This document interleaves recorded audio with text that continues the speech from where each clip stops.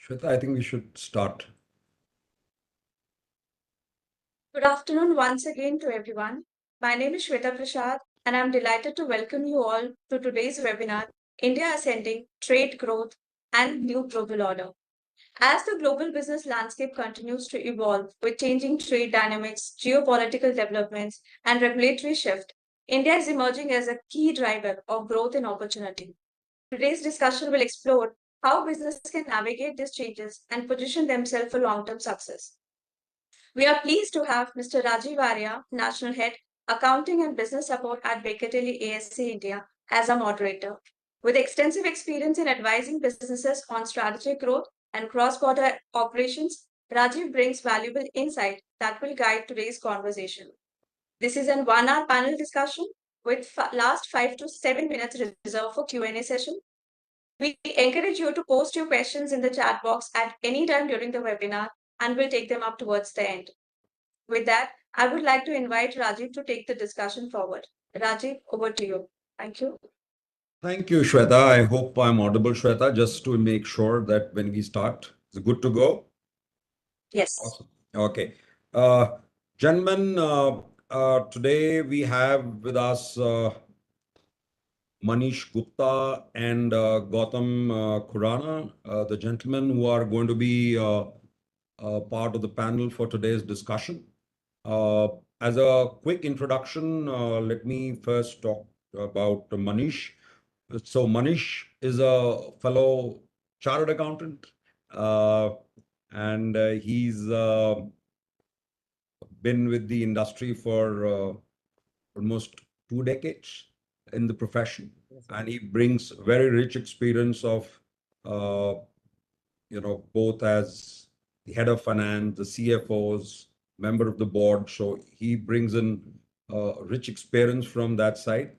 And we have Gautam Khurana, who's, as the Americans would call, is an attorney, and the Brits would call you a lawyer. But for us, he's a fellow colleague who brings in, again, immense amount of experience with the cross-border transaction, advising clients on cross-border. Of course, as a lawyer, he does a lot of dispute work as well on the advisory part, but his specialization clearly comes, on the cross-border side, the M&A side. He's the managing director of India Law Offices. That's a short introduction, and as they discuss, you will hear, rather than me telling about them, you will hear their opinion, which actually will speak about their experience, because this is a discussion where we come and talk about our understanding and the experience. Shweta did put in a word to say what the discussion today, or the the talk today is all about. It's something that everybody is talking about, and we thought it will be very relevant for today's point of view to bring this up, because what is happening is we are living in a very strange time. In the last 5 years, starting from the COVID, to the war in Ukraine, to the conflict in the Middle East, to the tariff wars, the conflict in the Far East with the China Sea. I mean, it's an endless amount of things that we are seeing. And every element of this has a very close, or has an impact, if I were to say, on the global trade, on the global order. So obviously the discussion today, and while the media may be talking about it, it's different when you hear people's perspective on their experience, and maybe some use cases on what is happening in the boardroom, what is happening in the legal world, what experience we are having with our clients as Baker Tilly. It's a different perspective. Media sometimes, I feel, can be biased to, or gives an opinion which is not directed to one part of the world. It's more generic, but these discussions could be very specific sometimes. And therefore, we thought of bringing up this topic and talking about, this topic. So I'll just quickly put things in perspective and I'll move on to the questions. Otherwise, we have a very short time, and the two gentlemen who have spared time to come on this talk definitely want to be heard by the group of people who are there, because they do bring in value add to this whole discussion. So to quickly just bring you up to speed on what we are trying to say, we are saying that geopolitics is no more something that just gets discussed in policy circles. It is now becoming an integral part of the professional circuits, the boardroom discussion, the C-suite discussions, and therefore it's important that we start talking about it to understand what is the need today, or what's the point of view that we should be having in mind when we take some strategic decisions today from the business point of view. So that's, in very simple words, what we are trying to discuss today. And what I'll do is I'll keep it very interactive, so that both the panelists, my request to you is that if I'm directing a question to you, if the other person has a point of view, do please share your point of view, because we want your point of view. But for the sake of simplicity, I just may be directing the question to one person, but it's very simple that we would love to hear the other's point of view as well. So let me quickly go on to the first question that I have for you. Is this again, and I'll repeat, over the last 5 years, these sanctions, tariffs, COVID, war, uh, a lot of changes that have happened. So my question to you, and let me first ask Manish. Uh, Manish, are these events uh, temporary, or are we entering into a fundamentally different era of global business? Has the world fundamentally changed? That's the key question that I have for you. Please. Thank you, Rajiv. First of all, thanks for having me here. It's a great topic that you are doing the webinar on, and I'm sure it will be interesting and value addition to all the participants, right? So coming to your question, it's definitely a very relevant question in today's because of the geopolitical conditions that we are experiencing. And as far as the last 5 years are concerned, we have seen a lot. We have seen the COVIDs, we have seen the wars, we have seen a lot of sanctions, a lot of geopolitical disruptions, and which has changed a lot, right? Whatever has not been moving is started moving. Whatever has was moving has stopped moving. So, a lot of disruption and a lot of changes that has happened, and definitely from a structure point of view, I would put it that way that something which is occasional is a temporary, right? But since in last 5 years, we have seen all kind of disruptions and all kind of event that are not small in size, that are not temporary, or that are not small effect to the business as a whole. So it has become a structural shift. It has become somewhat the permanent phenomenon that all the we have to live with and we have to be ready for, right? So that's the important point. And as far as the global business that you have mentioned, so business, but in particular, has to be ready, has to be resilient enough to absorb those shocks, to plan for it. Anything could happen anytime, be it a pandemic, be it a war-like situation, be it your policy changes for any particular country that you are operating in, you are manufacturing in, you are selling in, you are dependent. So it's very, very important to diversify, to be secure, compliant, and insurable at all times.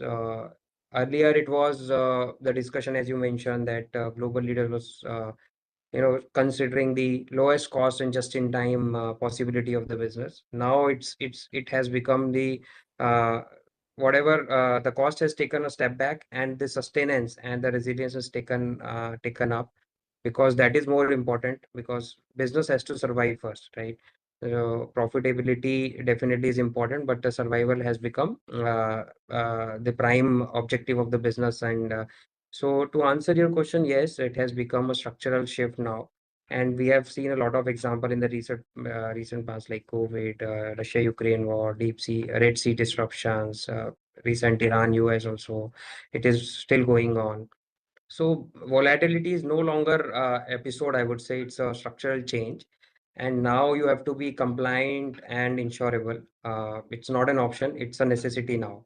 So you have to focus on continuity. So that's what I feel. Thank you. Very useful. I'll let Gautam come in here as well because Gautam, I definitely would like to hear your point of view on this. Of course. Thank you. Thank you, Rajiv, and nice to hear you, Manish. Good to be here at this webinar. So yes, I have a view here. Of course, world has changed and it's never going to go back to what we had. We have to first get used to that fact. You know, I've seen India through various phases. We had a pre-COVID phase when the growth was always looked for from outside the boundaries of the country. Then we had a post-COVID phase where everybody said, no, we have an India plan. We are not looking outwards. We need to focus on our market. We can do really well here. We will not, let our resources get divided. And then we had last year the India-Pakistan conflict, and I think that changed everything. Right. That changed everything. That made every Indian realize that everything is not so great. And we are not the top dogs, we are not the only people, and we are overestimating ourselves, if I have to say so. So that changed the mindset. And that's when I think the businesses have started looking outwards again. There is definitely a problem because if export is not a choice, I have a rupee that is at 95 rupees a dollar, then, and of course, a gold that is talking of going back to 5,500 to 6,000. So the world is Right. not in a good shape. And if everything has changed, we have to change ourselves. We have had war, we had multiple wars. There are two possible scenarios. They will die down or they will merge into a larger conflict. If they die down, we'll have a post-war problem of long depression and poor growth. And if they Right. all combine together, we are looking at a much bigger problem. So everything taken into consideration, we are looking at a very different world. All of us have to be ready for it. Awesome. So we are definitely all in agreement here saying that we are fundamentally entering a different era for the global business. That is something that we agree here, and therefore our talk will more hover around this discussion. So let me then come to India in specific. While we've talked about a little about how the global geopolitical situations are emerging and how they impact the global business. Let me come to India, and the question that I'll have is more from the Indian perspective is what is the role that India will play in this global order or disorder? I don't know what is the right word to use after hearing both of you, but for the sake of simplicity, I'll simply say, let me just this question be towards a point that India is being talked about as an important you know fundamentally important economy, I would say, in this global order. For the sake of simplicity, let's talk about it as an order. And as companies are rethinking, in terms of the manufacturing, global capabilities, technology, professional services, you know, it is not just that China plus one strategy that we talked about, that it's how it all started a few years back. But is this all the India story? Is this all becoming a long-term strategic hub for the global business? Is that the new role that India will play in this global order? I mean, Manish, if you could give your point of view from the industry point of view. Definitely, Rajiv. You made a good point that we have about a few years back with China plus one strategy.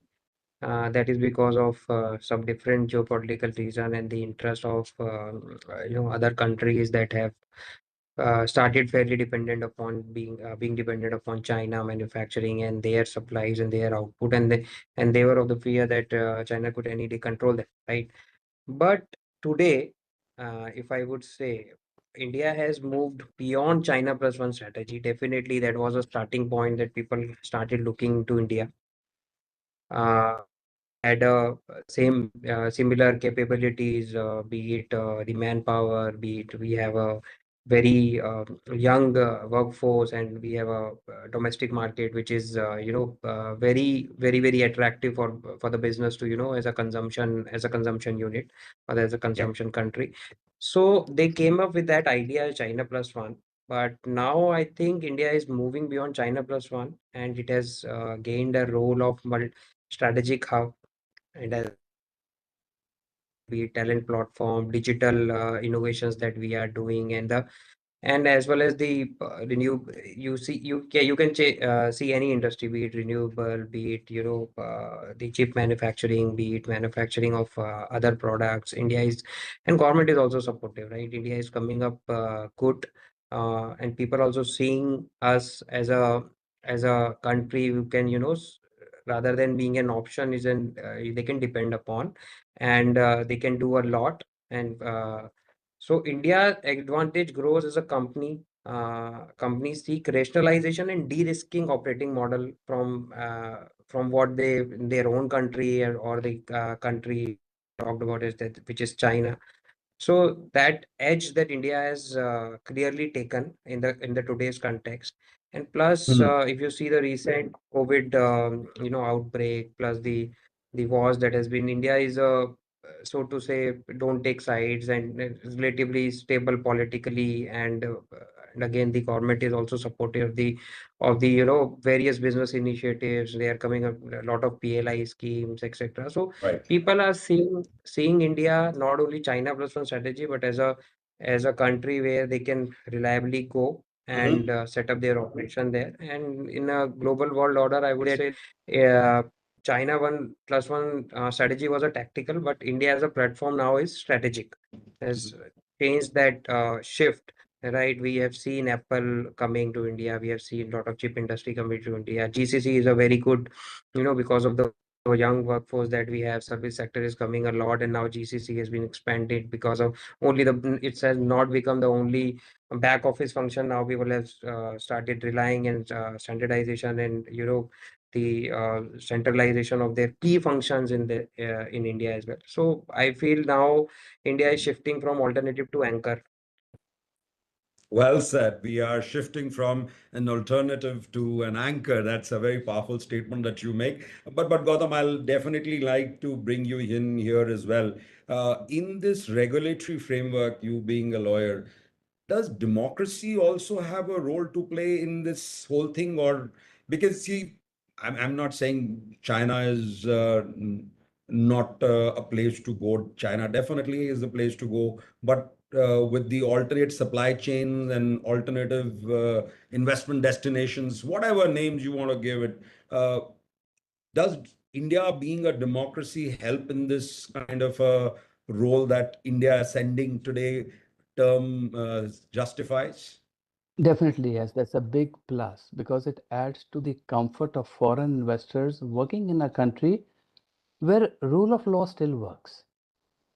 They are comfortable with the fact that Indians, as a race, we are welcoming, we are accommodative, we are actually conscious of the other person's needs, and that shows in our working culture and how people interact with us. But I have a sort of a contrarian view in terms of how Manish will look at India's position because I believe people are coming in still. The primary reason is still to leverage the Indian market rather than using India as a hub. Now, the transition is happening. It's Yeah. happening slowly, but too slow for my happiness or comfort. Uh, it all depends. I think it eventually is going to play out as how well we integrate into the global supply chains and how nicely we can actually create our own supply chain. We have great labor advantage. Quality is good. We are good at replicating, but innovations are poor. We have issues, and China plus one is still sporadic, I would say. It's still Right. not, we are not the first choice still. So, yeah, I would say we are on the way. We are not quite there, but we are on a good path. I'll just have one more point since you talked about laws in India. And this is a point that, incidentally, last night I was on a call with a client from the US, and they made a very interesting point saying that, this is the state of New York looking at investing into India and they want to bring in people here. And one of the gentlemen on the call last night told me that while we are very clear that we want to develop a lot of AI because that's a very huge amount of discussion these days in the western part of the world, especially US, technologically they are far, far ahead. And the first thing they said is, what are the IP protections if AI was to come in? Now, obviously, this is a very interesting question. I haven't been put this question before, and honestly, when it's a product, we know about the IP rights. There is litigation, there are courts of laws, there are decided cases. A lot can be read and discussed about it. But when the question came on AI and the IP related to AI, I was mum. I did not have an answer, and I obviously quietly, like I always do, saying, "Sir, I'm sorry, but I am not an attorney, and I will not be able to answer that question for you." But yeah, I could like to hear from you. Is that a thing that you would feel then? And that's the future, because we are just seeing the future now and the future. There are two levels to this question. First is the rule of law in India. And I would say Indian jurisdiction is still very, very fair. Amongst all the countries in the world, we are the few countries where we have a good chance of securing an order against an Indian company by a foreign company because the judiciary is very considerate of the foreign investors. Sure. Coming on to AI and IPR, in any case, it's sort of become an oxymoron that AI is actually gobbling up all the IPR of the world. And after unleashing AI, then talking about how we're going to protect our IPR is a very contrarian question. But still, Right. there is always going to be a challenge because a lot of stuff is getting into gray areas. The right to develop, the right to create more is something which is a challenge. And we are also grappling with the question about when AI hallucinates, whose fault is it primarily? Is it the creator? Is it the user? Is it the person who's actually acted on that advice? So we are still in the process of developing the law, but end of Mhm. the day, AI and IPR, unless a good legal structure is set up all over the world, it is going to put us into a whole Right. lot of a mess. Completely. I am sorry. This was a little bit of a digression, but I wanted to bring this out because ultimately, if India has to ascend, the laws around IP will have to be equally importantly addressed in terms of. And this is a live case or a used case, as they may say, of a question that came as recent as last night. So I thought I'll bring it since, And sure. unfortunately, when we meet with people like yourselves, you immediately want to know, pick your brains on things like this. So pardon me for that, but yeah, let me Pleasure. go to the a more pertinent question, and Manish, I'll bring this back to you. This because this is more related to the boardroom discussion. You know the boardrooms today. Again, as I said, it is not about all cost, efficiency, the strategic decision the leadership and the boards is making, and I'm sure they are very, very different, because of what we have. We also have a board, basically a board of partners, and we are also today our discussions are centered around many, many different areas. But we are an accounting firm, or a consulting firm. It's going to be different for manufacturing. It's going to be different for the service. But the question that I have from you, because you are a part of a board, is this: what are these strategic decisions that the C-suites or the board members or the investors are making today for as it was done in the past? How has it changed?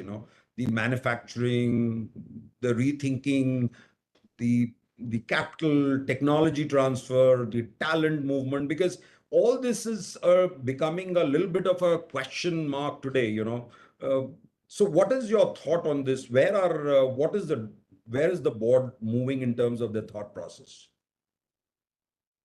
Sure, Rajesh. So as a leadership of any multinational company coming to India or thinking of coming to India, or they are already in India, or for that matter, any geography in the world they want to expand, right? So it's a very relevant question in the current context, again, because of the changing environment that we have been in from the last few years, or so to say 5 years to be more specific. Yeah. So leaders now have to find out and to ask themselves a question and to answer among themselves a question that how do they do the things differently in today's geographical scenario. Yeah. A lot of businesses are finding it difficult, I would say, to navigate, and even at the risk of, continuity due to the fact that they are failing to do the things differently and they are still stuck up with the old ways of doing the same thing, right? And not figuring how their core being the same, the values will be the same, how to do the things differently and achieve the same values through a different processes. True. There is a difference between the doing things differently and doing the different things. You need Sure. not to change your core or the mission or the vision of the organization as a whole, but True. keeping that as a center or as a core of your activities, but how to alter the processes or to think differently to achieve that goal is what the need of the hour is. And you have to answer that question, otherwise you will not be able to sustain, I would say. Or True. True. so now, earlier I remember the question asked was optimization of cost. Now the question asked is optimization of cost plus continuity. Mm-hmm. How to optimize the cost for continuity of the business, sustenance of the business. 2 3 years ago, many board, conversation were hovering around basically efficiency, lean inventory, low cost sourcing. Today, the discussion, they have taken a back seat, and now the core of the discussion is how to be resilient, how to be selectively redundancy to build in the system so Right. that we have alternatives, or what we call in the general language is a plan B in case something went wrong. And we have seen it, right, in the recent, as you said, right, you have said last evening you were on a call. Last evening we have seen that the conflict has again lit up between Iran Yep. and US, Yep. right? So Yep. you cannot imagine, you cannot predict now. You have to have plan B for critical things, which is called selective redundancy. It has become very important in the boardroom discussions. I- Inventory as a strategic buffer only for critical item, not blanket, stockpiling is what we should consider, because at the end of the day you have to have the cost as a barrier, right? So inventory piling for critical item is again, which is now has become important. The concentration of your resources or the supply chain, so to say, as Gautam has also mentioned, that you have to have a resilient supply chain and you have to have standardization of the contract so that you can easily replace, right? You can easily Sure. go to plan B. So that has become more important in nowadays. Earlier, it used to be a L1 kind of scenario, which we Right. understand, right? Right. So all these, again, a capital allocation has been shifting from to option value, creating options, how to putting, not putting all eggs in the same basket, putting small Right. things in the different geographies and portfolios. That has become very important in today's scenario, because again, sustainability is very important. Talent, you have mentioned, talent strategy has changed because of, we have seen that visa issues, Yeah.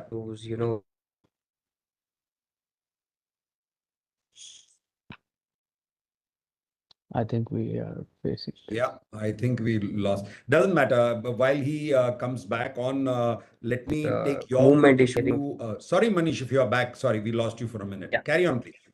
So yeah, so what I was saying is talent also is one of the things that we have seen, that we have recently we had examined the problem of visas, etc. So people have started, the Yeah. companies have started thinking moving work to the people, not moving people to the work. So that has also become very important. GCC has been created, they Right. have been empowered, hub and spoke model has been introduced. So all these things has been become very important, and shared services are redesigned around risk. So I would say that boards are now concentrating on, diversifying the risk, not concentrating it. Cost, definitely it has a cost to bear, but they are looking for regional CEOs, CEOs, so that, they go by follow what we call it a follow the sun approach, right? So that diversification is important, and now people have started discussing about it, and the decision has taken on the basis of resilience, not just the returns. Sounds great. Although, Gautam, I like to, before I go to the next question, I have one point of view, which will be from more from the same point that I've discussed with Manish. I want to pick your brains on that. Is if this be true, and I'm assuming this is true, therefore, countries other than India would also be thinking on similar lines, right? And if that be the case, you as an advisor to India investment inbound must be having a great time. I'm sure there are lots of people coming to you and asking all these questions. So it's good time to make money, isn't it? It's a good time, actually speaking. Business has spiked, and it has actually become all round better because luckily for us, nothing shut down. Yeah. India, everything was up, running. We didn't block anybody. We didn't get blocked by anybody. So that's one thing which is a big plus for us. And of course, work is good because of that. Awesome. So we have a silver lining there. Thank you very much. The next question that I have is also going out for you, Gautam. Since Manish is from the boardroom, I'll ask this question from you so that I can give a different perspective. Uh, it's like if you were advising a multinational or a Indian company, a large company. What are the three areas that you would like the leadership to reassess, in terms of supply chain, in terms of operating models, the treasury functions, talent pool, regulatory exposure, cross-border investments? That's so many things. I can go on and on talking about it, but let's put this question to you, that if you were brought into the board and said, okay, we have the C-suite sitting here, what would you like to every business leader or the CFO to be reviewing right now with these conditions? What would you think your response would be? So Rajiv, that's a very pertinent question today. I mean, everybody's thinking about it. But the reality is, I feel we are taking the risk very defensively. We could also take the risk aggressively. Sure. There is an opportunity in every downside and opportunity in every new conflict or a problem that comes up. Uh, Absolutely. Traditionally, we are more conservative as a race. In India, we go soft, but for a global as well as an Indian CFO, my question always is, have you thought of where the next 100% of your growth is going to come from? Because this is the right time to think about it. Okay. Next 5 years are going to be defining. And of course, it is full of uncertainty, but uncertainty opens up new avenues. And if True. people can hedge, they can work up plan B, as Manish mentioned, then of course they should be there. We traditionally look for safe markets. Low margin is Mhm. fine as long as my business is assured. But now that everything is on the table once again, everybody is discussing, everything is getting renegotiated. I would say people should start thinking about, can they find a high margin, a high risk market which we can absorb within our systems. Of course, you can't go totally crazy with this thing, but definitely it's time to redo the structures. Are we selling to companies or markets which need us more than we need them, or do we need them more than they need Mhm. us? This will always help me define my equations as we go along. Are we doing enough R&D and are we filing enough patents? We are not. Especially in India, we should. If there's an international company, are they filing enough in India? That's a question they need to ask themselves. Mhm. And definitely, where is my capital source? If you're an Indian company, are you solely depending on India? I would say not a great idea. But if you're also an international company, you should look at your domestic market and look at the Indian market to raise, because capital raising has now become very, very democratic. It is all over the world. The options are all open. Whether we take them up or not, that's another question. Right. But definitely broad base your risk, go out, spread it out. And that's what I would suggest to these guys, think about these areas. Manish, Agree, disagree? I completely agree That's with just Gautam. Yeah, because as a businessman, you have to think from a growth perspective at the end of the day. Right? Definitely, you have to be careful with the changing scenarios, but growth is something which is not compromisable as such if you are in a sure, business. And Gautam has clearly mentioned out, and it's a very relevant point that you have to see in next 5 years that because those are very important. As we have already mentioned, global order is changing. So next sure. 5 years will define whether you will survive, you will only survive, Oh you will yeah, not survive, or you will grow. That next 100% of the growth where it is coming from, right? sure, sure, sure, But, sure, in sure. my view, what I would like to add is Rajiv is that reassessment is definitely needed Right. because of the changing scenario. True. And again, supply chain, as Gautam has also mentioned, whether you want to be in one country or the other country, concentration of risk is definitely not suggestible. And your capital allocation and the hedging is very, very important. And you have to reassess and you have to see that how can you play that in for, for business growth and continuity. Sure, sure. I totally agree with you. In fact, just continuing that discussion, and I'll probably get Gautam's view first on this. That Gautam, while I totally agree with what you are saying, we are still seeing a lot of businesses pack up. We've seen small companies going under, whether it could be, the exchange issue, whether it was the supply chain issue. I remember I was in Jaipur a couple of weeks back, and my wife wanted to go shopping. And she said, we are here for the weekend. Can we just go? And she said, okay. She wanted to buy some home linen. And when I went to the store, the guy said, sir, I just have two pieces. I don't have anything else. And I said, why? You are supposed to be a dealer, which is the largest dealer in this market. They said, look, for the last, a month or month and a half, we've run out of the printing chemicals that are coming in. And what we are getting is 4 times the cost. So we cannot increase our prices. So we've just stopped printing. We are just doing what I'm doing. I'm just giving you again, a used case to just put things into context here, that the small businessmen do not have the bandwidth to absorb these shocks.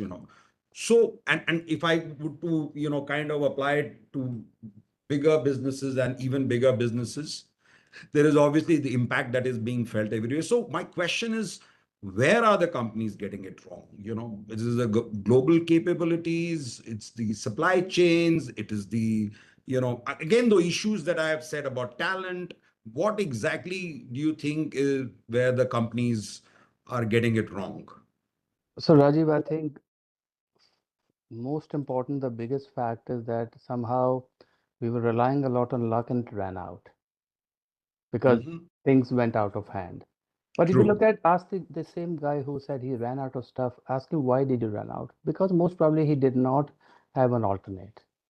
He did not Sure. create a backup plan. He was too confident about being able to get it all within India without worrying about stuff, right?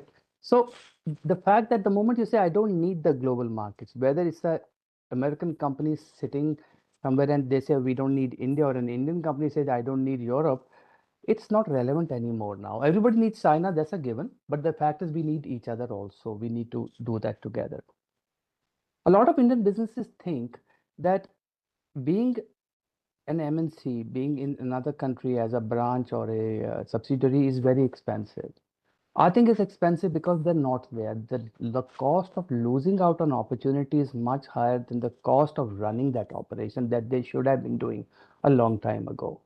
Being in that market is a natural hedge, currency hedge also, supply chain hedge also. You are sitting in areas because you have to now chase your supply and you have to chase your customer both. Once upon a time, it was only chase my customer. I'll source it True. off from somewhere. I'll go close to my customer seller. Now you have to be close to your seller as well as your buyer. These Mhm. things we are missing. These things have to be done.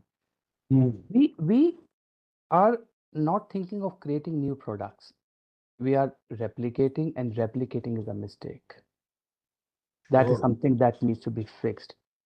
And one more thing is like what we learned from actually the Western world, the fact that there are products which you can make, but you're not making because you're not doing enough research. Go out there, find out what you can do within your existing structures. These are definitely areas where if we work together, we think on those lines, we are going to do well. And I would say it's a cardinal sin today not to be able to access international capital. You True. have to be out there.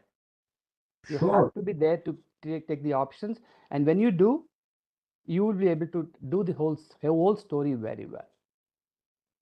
Awesome. You bring me to think to a point that the statement that you make is very powerful in many ways because, today you and I are even talking about it. Go back 20 years, we would not be even talking about it. Today, what you're calling a cardinal sin was a way of life, 2 decades back. So I think the biggest change that any economy gets is the way to. I mean, as professionals, if we are questioning this issue today, that itself for me is as a paradigm shift from, what we were and what we are today. This is the way of life, and it's it's it's understood. And for that point, the new generation, which is probably the very large part of our population, should actually start thinking that today, if you don't think like that, you're And not doing justice. and Rajiv, we are not the thinkers and the visionaries. We are just reacting to situations. These are real situations. This is Right. not something we are making it up today. This is what has True. where we have reached today. Absolutely. Thank you very much. That's a very nice way of looking at it and just gets me to think. Thank you very much for your point of view. The next question that I have is Rajiv, if you don't mind, I would like to add to what sure. Gautam Sorry, has beg your pardon. already said on the. It's a very relevant topic because see, where the companies, as you also mentioned, it's a very unique and very common example, I would say, in both the sense that a person is getting out of the inventory and the business is not running then, right? Right. So Right. we have to, in the larger business context, we would like to add that yes, there should be a plan B, but we should not be overreacting, right? We should not be doing the panic moves. That also is very, very important because it's about long-term building business and long-term strategy, right? So that that is also one thing which people are not getting. We people are has become reactive. The businesses have become reactive to a certain incidences like you say recent example of the Hormuz, right? So the supply of crude and oil products has been stuck, so people has become reactive that how to build the strategic reserves, how to build the alternatives routes and etc. But it was always no, right?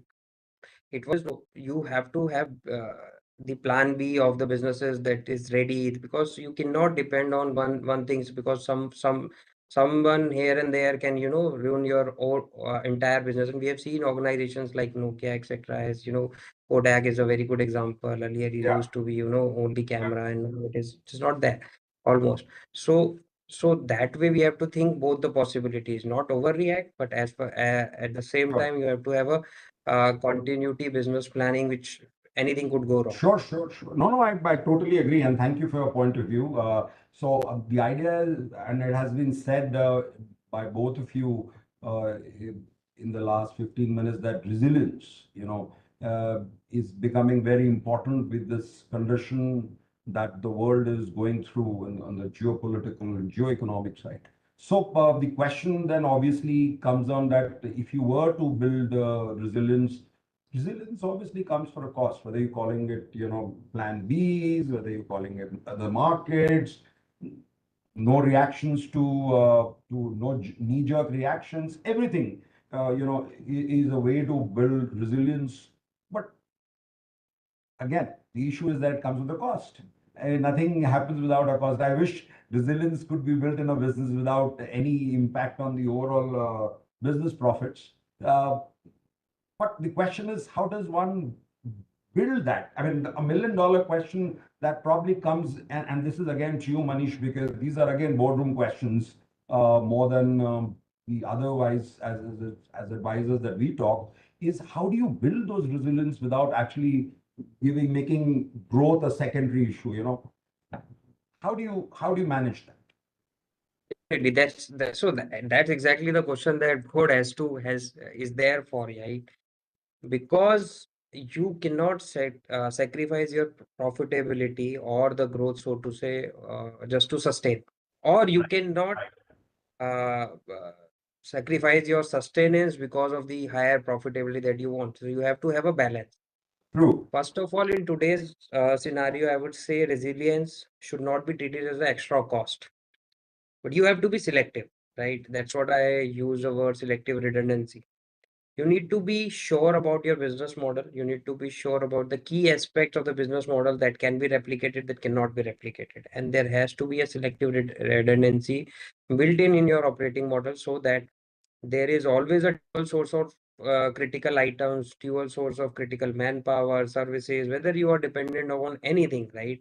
Your suppliers, your, buyers, as Gautam has also mentioned, it's not a good idea for Indian company to be not to be only in India. You have to have a Correct. second alternative of the buyers. As same goes with your supply chain backward integration, as well as the, making a contract as standard, so that you can, easily replace any vendor, easily replace any, even the products that can be replaceable. You have to search for alternatives, as we call the supplementary or the complementary, the products, etc. So all these questions have to be answered, and that is what we do is enterprise risk management exercise, etc. All those Right. covers the uh, you know uh, analysis of your risk of your business, whether you want to what will your plan be, how do you want to do this, because eh, it's true that everything has a cost, but this is a cost which you have to incur to be sustenance and to improve your profitability at the end of the day, because if those things clicks, right, Right. your profitability increases multifold. Sure. Sure. So that portfolio and operating model has to be built in for selective redundancy, so that you are not cost heavy as well as you are resilient. So definitely it's hard to build in, I but know. yes, that's the question that large organization in particular has to, answer in their strategic rooms, right?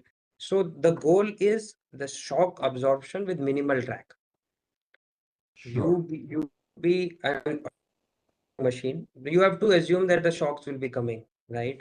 But the drag should be minimal, so that the cost of, losing revenue or losing profitability should be minimal.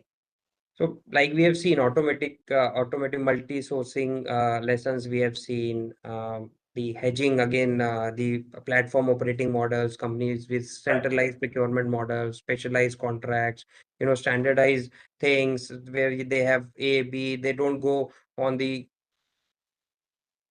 hello. Yeah. Yeah. We can hear you. Yeah. Carry on.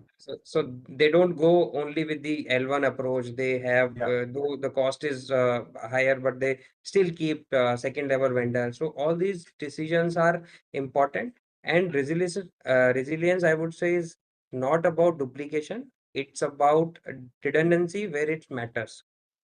And you have to design for shock absorption, not Yeah. to be responsive of the shock. Again, that will do that. In that scenario, you will do again mistake of, panic reaction.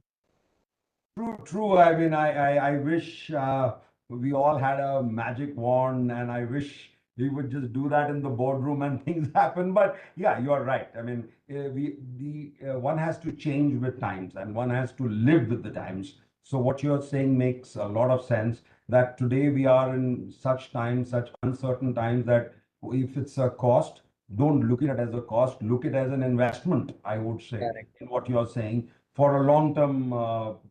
Improved strategy, I would say, or improved benefits, if I would, the lack of better word. We have 10 minutes left. I have lots of questions, so I'm going to shrink it to just two last questions, just to be able to put it in, and then if we have more questions from the audience, we'll see. But important question. We've talked about a lot of manufacturing. We've talked about supply chains. What we've not talked about is talent and the technical sovereignty. I just like to quickly touch. It's slightly different, but it's equally important. Organizations are finding it very difficult to move people.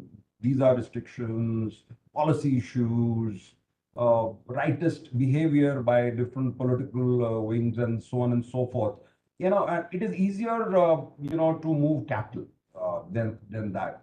Uh, you know, how should organization rethink that they have to they build this capability?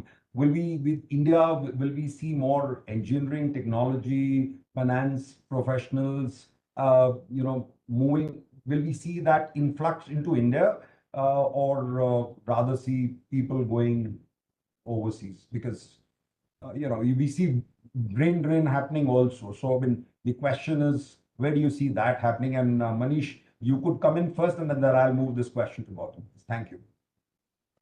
Definitely, Rajiv. So thanks. So this is a very, very important aspect, talent and technical sovereignty, right? So over the next 3 to 5 years, we would, we are likely to see that more roles will move to India rather than again people moving overseas because Okay. of businesses have already understanding that it is a model that may or may not sustain because of the again changing geopolitical issues and conflicts between the countries. And it is also cost efficient, if you so to say, right? Because you can always build a hub and spoke capability. You have to move from staff augmentation to capacity ownership. So once you move the work to people, they can be owners. There can be regional CEOs, CS, CXOs who can be responsible for their own geographies because they understand it better. And as far as the India goes, we see that India has a unique capabilities as well as unique characteristics. Sure. So people people will not be moving out of India. That's what I feel. The trend will change, and the work is will be moving India, and we have seen that. Like India is growing on GCCs, so to say, global capacity centers, which India is growing on, and now their role has become just not the back office functions. They have now started contributing strategically also to the large organizations, right? Right. So, Right. so to say, and India is also coming with a lot of push. Like we have established a IFSC, which is a financial center Good within city, India yeah. itself, right? GIFT City. So many hedging activities, group treasuries, etc. of the world, banks, etc. Setting up there. They are, even offering and taking their global businesses, relocating to the GIFT City, and they are based in GIFT City and doing business outside, right? Which is Sure. changing. So, Sure. so to say, and definitely, we have a lot to cover. It's not that key, uh, but we are definitely on a right path, which I feel. So, a legal point of view on this? Not legal, I would say more of a, Lawyer's point of a view. pragmatic approach.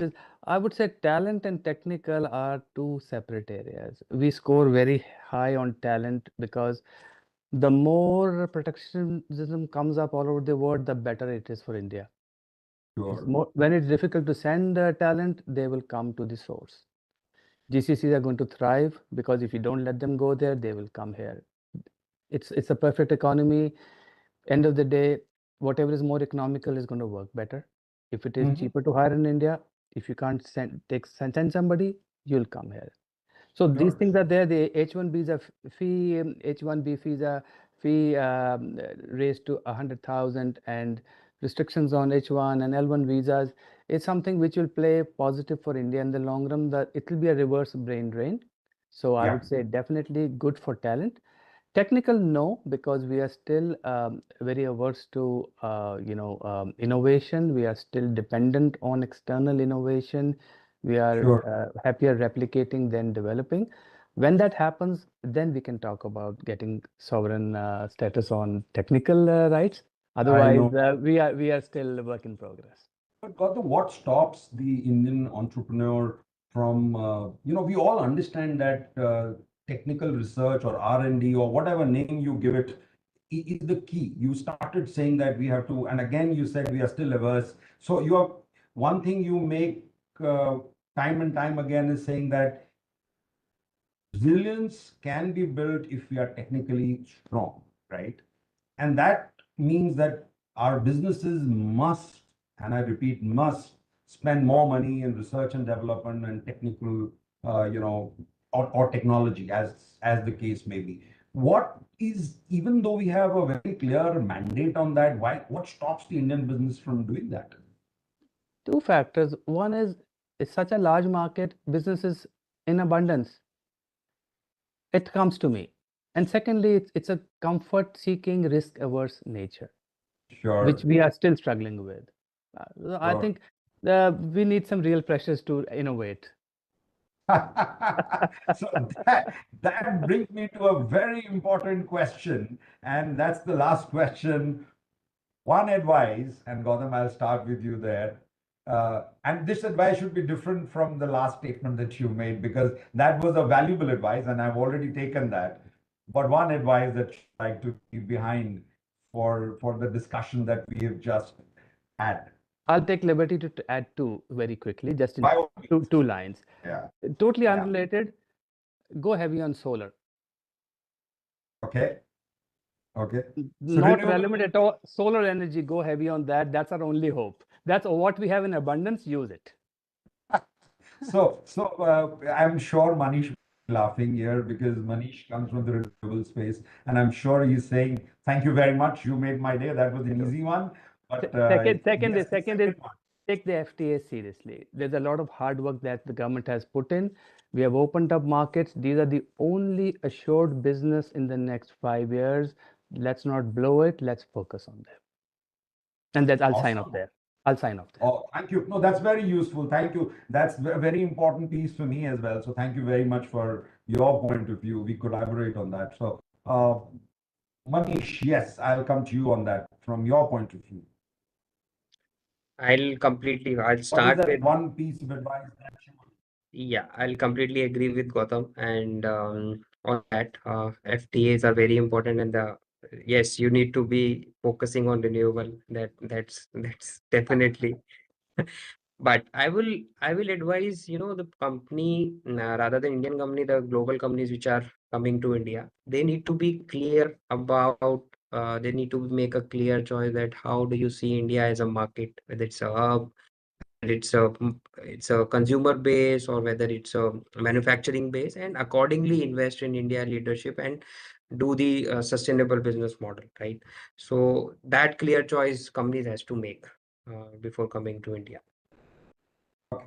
Awesome. Thank you very, very much. We have 1 minute left. Shweta, would you please come in and let me know if there's a question, that one question that we can take? Is it possible?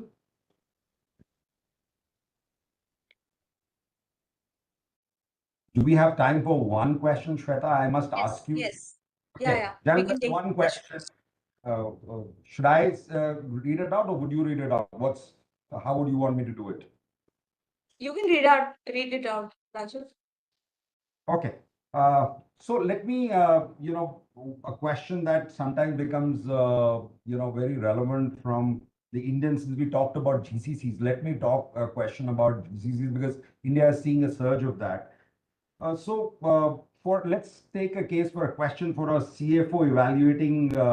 So the question is, for CFOs evaluating GCC expansion or relocation, what three legal or regulatory checks should be completed before committing capital?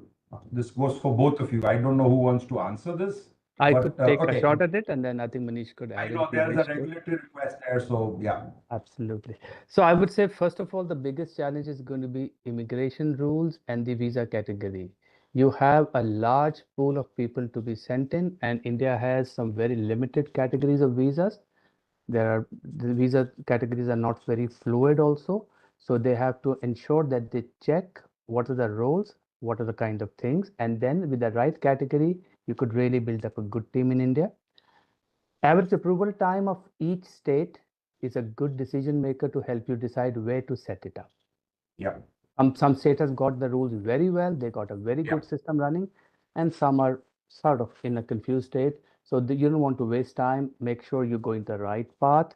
And then also with the new labor codes, understand how your professionals and employees are going to get classified, because that's a big pool of people you're going to keep. You might want to rework your costings and your legal assessments. That's what my three takes would be. Perfect. I really appreciate. Manish, one final word from you. Yeah, so on that, I'll just add the taxation aspects of it, right? Because be a lot of people and you have a lot of taxation rules around that, and we have got a new tax code as well. So there, you need to be careful, and you need to be studying the taxation rules before relocating people. The permanent establishment rules, etc. So that is again one thing which you need to be take care of.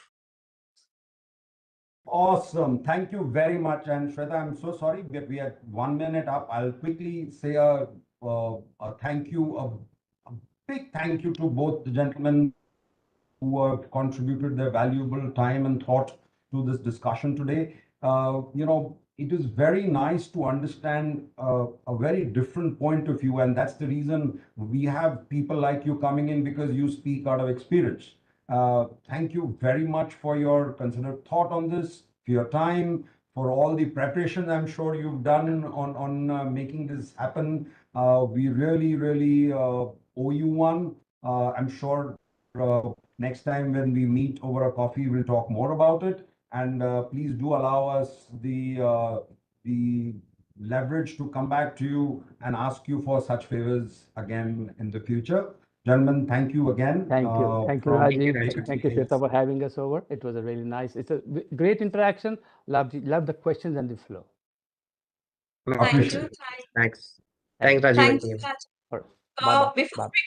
Before we close, I would like to thank our moderator, Mr. Rajiv Arya, and our distinguished speakers, Mr. Manish Gupta and Gautam Khurana, for sharing their time, expertise, and valuable insight with us today. Thank you to everyone who joined us for being a wonderful audience. We'll be sharing the webinar's recording and summary of today's discussion with all the attendees soon. We hope you found the session insightful, and we look forward to welcoming you to our future webinars. Have a great day.